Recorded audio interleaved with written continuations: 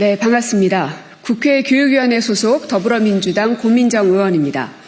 오늘 오전 10시 교육위원회에서는 리박스쿨 청문회를 진행합니다. 그에 앞서 리박스쿨의 실체를 낱낱이 확인할 수 있는 내부 문건을 이 자리에서 최초로 공개합니다. 바로 이 문건들인데요.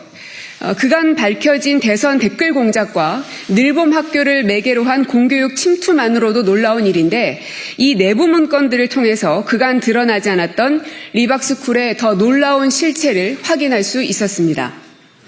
리박스쿨은 지난 수년간 극우 세력이 대한민국을 접수하기 위한 구체적인 계획을 모의하고 실행에 옮겼습니다. 초등학생부터 20대 청년, 노인에 이르기까지 조직 대상으로 삼았고 국가 예산까지 먹잇감으로 삼았습니다. 내부 문건을 통해 확인한 대표적인 증거 몇 가지를 말씀드리겠습니다. 리박스쿨은 전 세대를 대상으로 한 여러 프로그램을 계획하고 실행에 옮겼는데 이 행사들을 관통하는 일관된 키워드가 있었습니다. 바로 극우 세력 양성입니다. 제공해드린 리박스쿨 내부 문건을 보시면 2020년 5월 위기의 대한민국 어떻게 구할 것인가 강연에서는 애국시민중 시민활동가 선발 NGO 20개 창립을 목표로 제시하고 있습니다. 71년생 이하 청장년을 우선 선발한다라며 포섭 대상, 그러니까 타겟층도 밝히고 있습니다. 이들의 목표는 싱크탱크, 정부, 법원, 노조, 기업, 대학, 유명 인사 등 각 분야에서 소위 진보적 섹터에 대항하는 우파 세력을 양성하는 것이었습니다.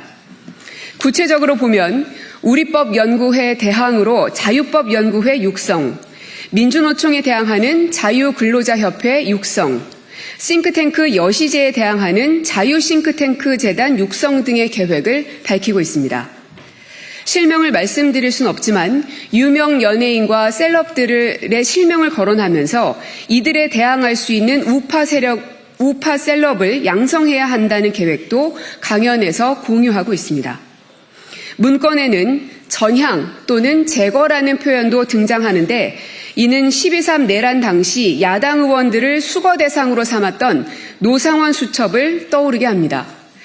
윤석열 내란 세력과 마찬가지로 리박스쿨도 자신들과 생각이 다른 진영을 적으로 몰며 제거 대상으로 삼고 대한민국을 극우의 나라로 만들겠다는 계획을 세운 것으로 윤석열 내란과 다르지 않았던 것으로 보입니다. 리박스쿨은 공교육에는 절대 발을 들여서는 안 되는 그릇된 역사인식도 갖고 있습니다. 이미 사법적 심판과 대한민국 공동체의 평가가 끝난 5.18 민주화 운동에 대해 그 주범인 전두환의 명예를 회복해야 한다며 태스크포스를 구성해 여러 차례 회의를 하며 목표를 공유하고 실행 계획을 논의했습니다. 내부 문건을 통해서 23년 1월 20일, 27일, 2월 3일 세 차례 TF 회의를 한 것을 확인했고 TF의 목적은 전두환 대통령 명예회복을 통한 대한민국 역사 바로 세우기, 5.18 및 김대중 실체 바로 알리기였습니다. 이를 위해서 윤석열 정부가 운동권 주사파 간첩 폭로할 때 동시에 전두환 알리기 운동 전개가 필요하다는 목표도 세웠습니다. 여기서 특이점은 정부가 운동권 주사파 간첩 폭로할 때 동시에 전두환 알리기 운동 전개가 필요하다는 이들의 목표입니다. 정부가 간첩 사건을 언제 어떻게 폭로할지는 국정원 내부에서도 기밀 사항일 텐데 리박스쿨이 국정원과 긴밀하게 정보 교류 및 사전 교감이라도 했던 것인지 의심하지 않을 수 없습니다.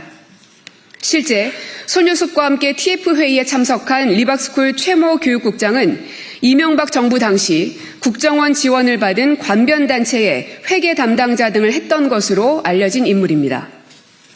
무엇보다 전두환의 명예를 회복해야 한다는 인식 하나만으로도 대한민국 공동체의 일반 인식을 부정하는 것으로 공교육은 물론 어느 공적 영역에도 발을 붙여서는 절대 안 되는 위험한 단체라는 것을 알 수 있습니다.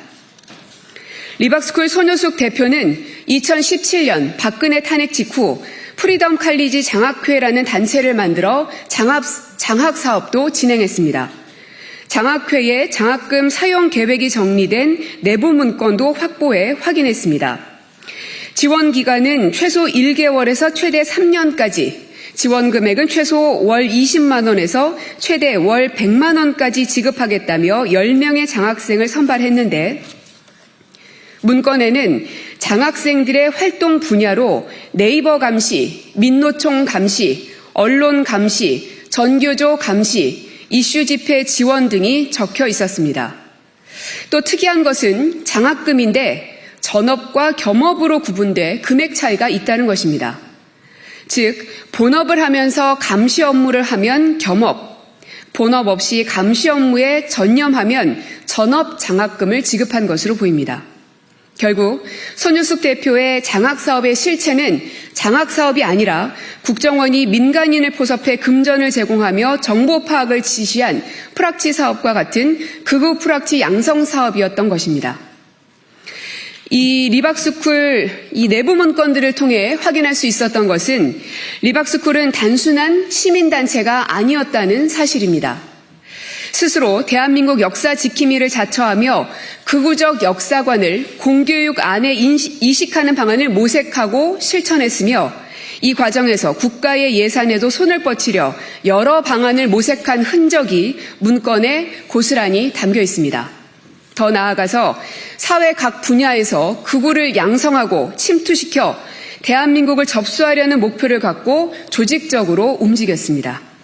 대통령실, 교육부, 국가교육위원회 등에서도 관련 인사들이 뻗어나갔습니다. 잠시 뒤에 열리는 리박스쿨 청문회에서 이 오늘 공개한 이 내부 문건과 관련된 여러 가지 질의 등을 통해서 리박스쿨의 실체와 검은 음모에 대해서 낱낱이 밝혀내도록 하겠습니다.